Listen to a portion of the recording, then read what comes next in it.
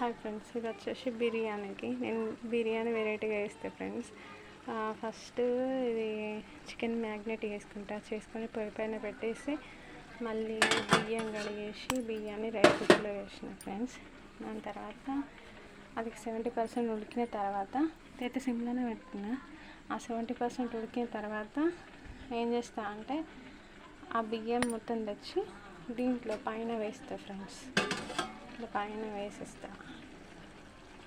వేసేసి ఒక 20 minutes అట్లా ఉంటే అయిపోద్ది ఫ్రెండ్స్. చికెన్ మంచిగా ఉడుకుతుంది. చికెన్ ఉడకలేదన్న టెన్షన్ ఉండదు, బిర్యానీ మంచిగా ఉంటుంది ఫ్రెండ్స్. ఎవరైనా బిర్యానీ వేయరని వాళ్ళు ఉంటారు కదా, ఇట్లా వేస్తే ఈజీ ప్రాసెస్ ఫ్రెండ్స్. చికెన్ ఉడకలేదనే టెన్షన్ మాత్రం ఉండదు. సగం చికెన్ ఉడుకుతుంది, అన్నం కూడా 70% ఉడుకుతుంది కాబట్టి దాన్ని తెచ్చి దీంట్లో వేసి ఒక 10 minutes 20 minutes ఉంటే బిర్యానీ రెడీ అయిపోద్ది అంతే ఫ్రెండ్స్. సేమ్ టేస్ట్ వస్తుంది, టేస్ట్లో మాత్రం డిఫరెంట్ ఏమి ఉండదు, సేమ్ టేస్ట్ ఫ్రెండ్స్. ఓకేనా ఫ్రెండ్స్.